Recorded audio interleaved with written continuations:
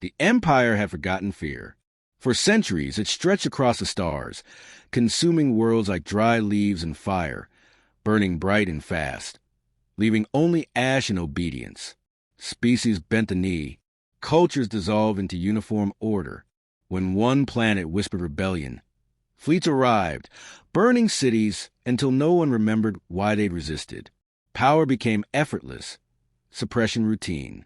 It believed no one could touch it, because no one dared try.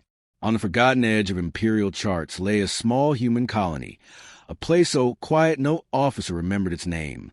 The Empire came without warning. A sleek black transport descended like a blade in the night. Troops in obsidian armor took 3 young girls, sisters clinging to each other, screaming into the wind. They were told it was for genetic compliance screening, just another sterilization sweep to ensure no unauthorized bloodline spread. By dawn, the ship was gone. No trial, no records, no return date. The mother lived alone in deep forest, far from settlements. Few dared speak to her. Fewer still spoke her name. She was older than her face admitted, sharp-eyed, quiet, moving with a certainty that made men hesitate. Locals whispered strange things near her home. Lights under the soil, symbols burned into bark, tools that hummed when touched. She never came to the market, yet she always had food. Those who wronged her neighbors vanished from their beds. Those who begged for help found illnesses cured, accidents undone. Her kindness was selective, her wrath swift. People feared her, but they feared the Empire more. When soldiers came for her daughters, no one dared warn her. When neighbors went to her cabin days later, it was empty. The door hung open. The hearth was cold. The table was clean, as if waiting for guests who would never arrive. But the walls bore fresh marks, clawed gouges too deep for any human hand, blackish ground on the floor in spirals no one could read. The wind carried a faint metallic smell, like blood on steel. A week later, an Imperial scout ship patrolling nearby space failed to report.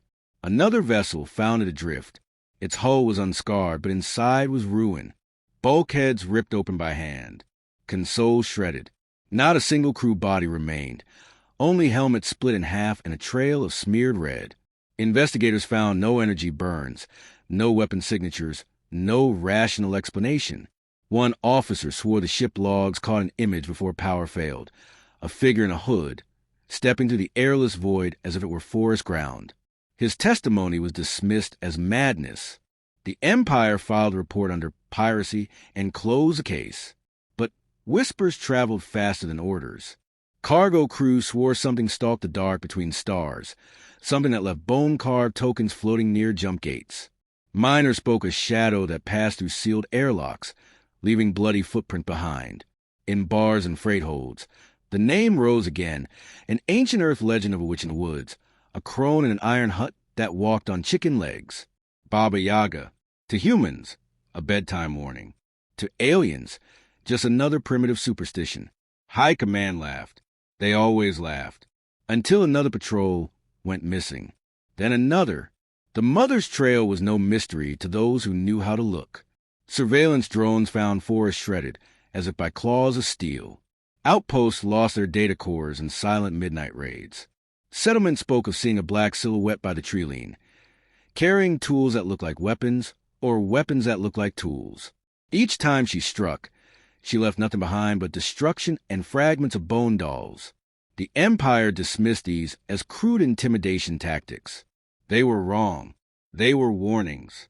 On a backwater moon, a small detachment of Imperial troops found their barracks door open. Inside, everything was silent.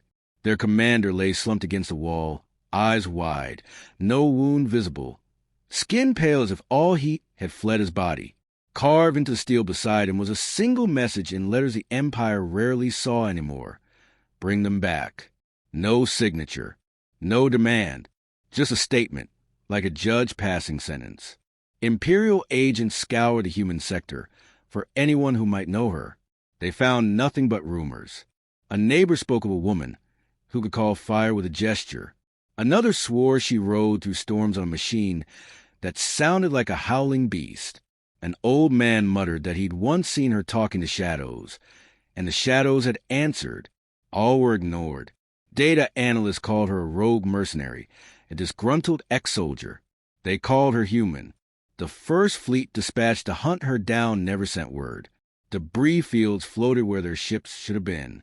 Hull plates bore claw marks deep enough to tear through armored alloy. Escape pods were cracked open from the outside. Nothing alive was recovered. Someone in high command asked, almost as a joke, if the humans had unleashed some kind of monster. The question was met with silence.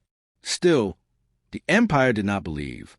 It was easier to crush an entire colony than chase one vengeful mother. Entire towns were leveled in reprisal. Humans were dragged from homes and questioned at gunpoint. When answers didn't come, they were executed to set an example. But each atrocity only made the darkness thicker, the whispers louder. The soldiers tasked with these operations began to desert. They claimed to see a figure watching them from tree lines or reflections in helmet glass where no one stood. They claimed their own machines spoke in voices that were not theirs. One officer recorded a final message before vanishing. This isn't war. It's a hunt, but we're not the hunters. His beacon was found floating among wreckage 3 systems away. His body never was. The Empire tried to move faster, but for the first time in living memory, speed didn't help. Every convoy, every ship, every remote listening post she touched stopped answering calls. Whole star systems fell silent. The fear was not that she killed. Empires know how to face killing. The fear was that she knew them, knew where to hit when to strike, how to disappear before reinforcements arrived. They realized too late that this was no rebellion to suppress, no soldier to fight in the open. This was something older, colder, and infinitely patient. In the shadow of burning forests and drifting ships, the galaxy remembered the name it had once forgotten, not because humans told it, not because stories were spread, but because fear writes its own legends. And in that fear, the first truth became clear. Empires burn, but mothers do not. They called her a witch, but witches did not walk between stars. They called her human, but no human should move through void without fear. Reports multiplied like sickness, each one stranger than the last. Surveillance showed figures crossing hull plating in hard vacuum, tearing open airlocks as if they were paper doors. Outposts fell silent. Whole sectors went dark. The Empire tightened its grip, confident that overwhelming power would crush whatever ghosts haunted their edges. But power only made the shadow bolder. When they spoke of her, they whispered of another name, one even less human. Honey Badger. It was not a creature, though some swore it was. Some described a man who had been exiled by his own kind, a soldier who would not stop fighting even when his commanders ordered retreat. Others said it was an autonomous machine built for war so brutal it terrified its creators. Whatever the truth, it moved like a predator without fear, tearing apart squads, burning surveillance posts, erasing data trails. Where Baba Yaga was unseen terror, Honey Badger was brutal, undeniable force. They traveled together, one a shadow, the other a storm. They began with the smallest systems, invisible to High Command's eye, an unarmed relay station found in fragments, its communications core missing, a refueling depot vented into space, its watch crew crushed by their own collapsing corridors. No energy signatures, no warning, no survivors, only small carved tokens left in place of transponders, pale figures shaped like children holding hands. Analysts called it primitive propaganda. Soldiers called it a death mark. Panic spread among those who patrolled the human frontier. Ships began abandoning posts, crews defecting, warning others to flee. But the Empire's pride blinded it. Commanders issued new orders, sending more troops, heavier fleets, faster ships. They believed weight of fire could smother a legend. Instead, their fleets vanished one by one, swallowed by traps they never saw coming. In one sector, warships arrived to find their navigation beacons corrupted.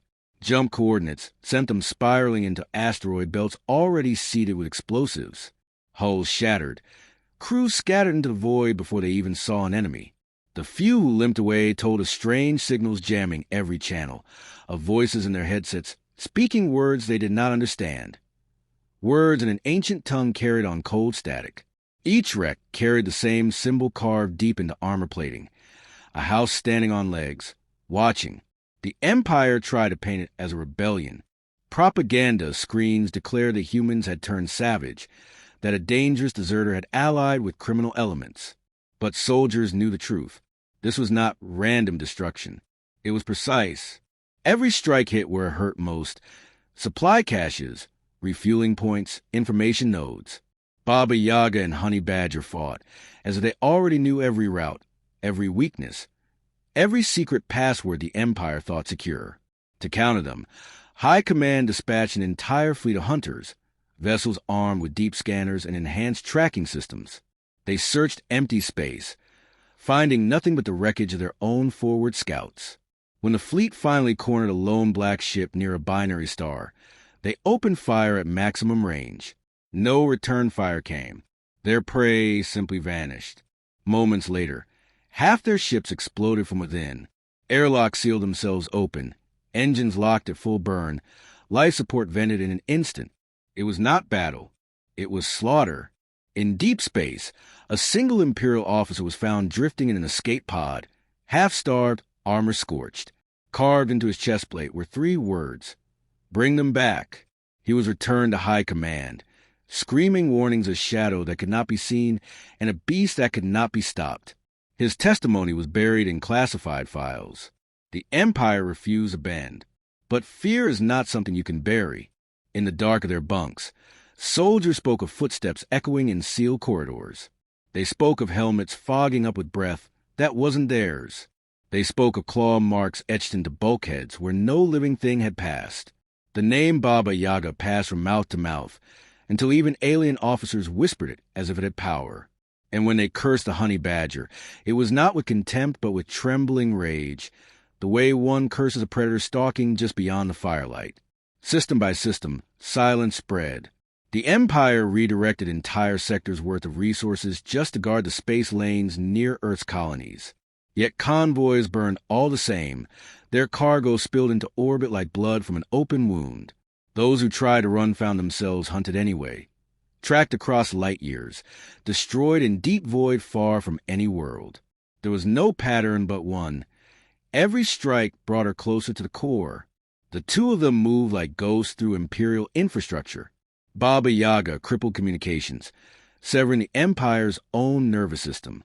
Honey Badger cut supply lines, ripping apart transports with claws and plasma alike.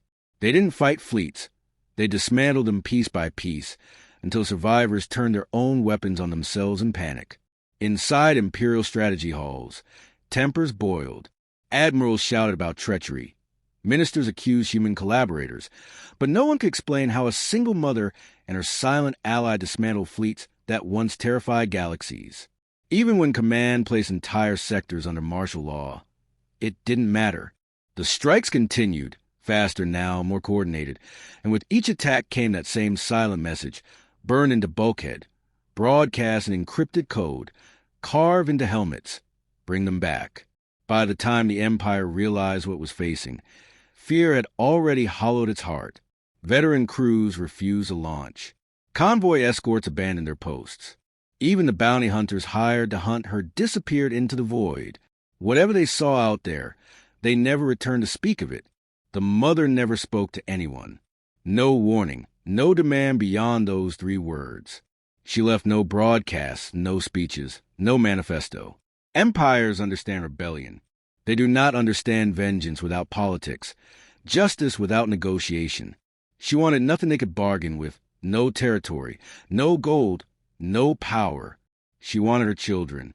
That single unwavering goal made her unstoppable. And behind her, Honey Badger kept moving, unstoppable as hunger. Some said he was human, once. Others claimed he had no soul to lose. He never left survivors, never answered hails, never spoke a word.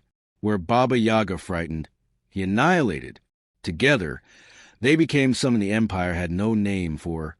A myth in motion, a force more relentless than any army. The farther they went, the louder the legend grew. Alien species that once mocked humanity now whispered in awe. Even among humans, those who once feared the witch in the woods now prayed for her success. She was no longer a woman. She was a story made flesh. And stories cannot be killed with guns. The Empire still refused to bend. Pride can make even the mightiest fools believe they are immortal.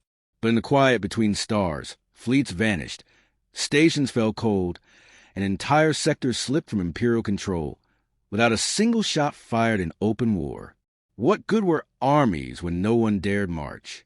What good were fleets when every jump could end in death?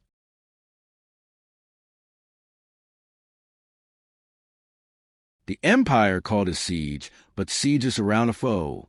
This was something else. They gathered ships in numbers unseen for a century, a wall of steel and plasma around a dying star where intelligence swore Baba Yaga's craft had been sighted.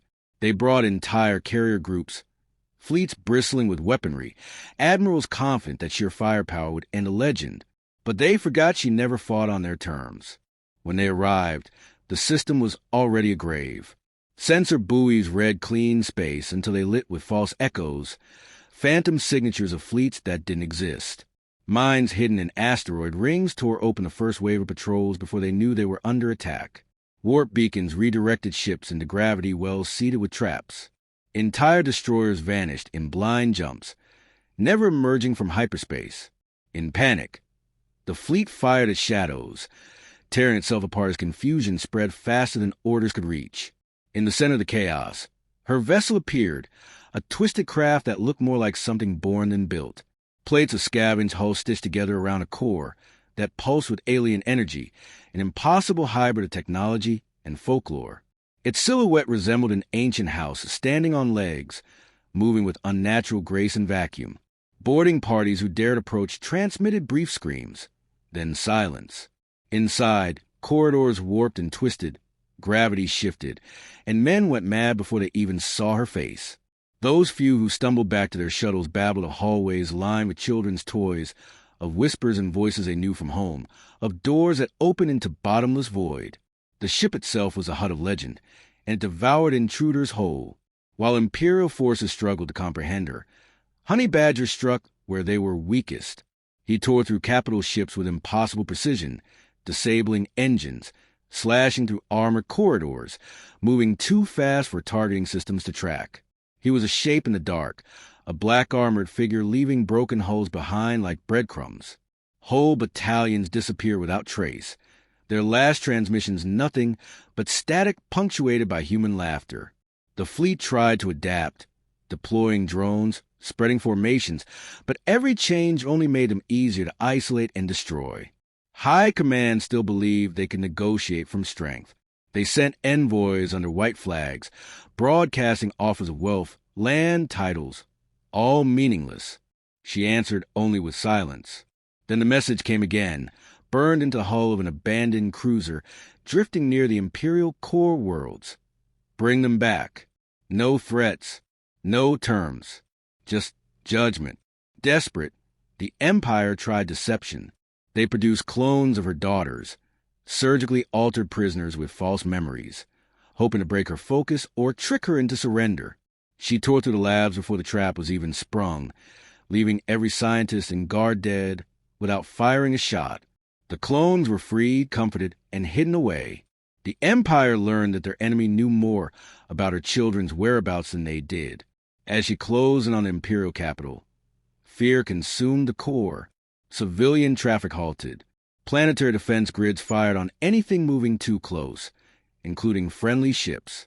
Rumors claimed entire noble families were fleeing the throne world, terrified that Baba Yaga would come not just for soldiers, but for anyone who bore the crest of power. When she finally arrived, it was not with an army, but with silence. The night sky above the Imperial Palace burned as orbital cities erupted, their power cores detonated by sabotage planted weeks earlier. The mother ship descended to the debris cloud, ignoring every defensive weapon as if they were throwing pebbles at a hurricane.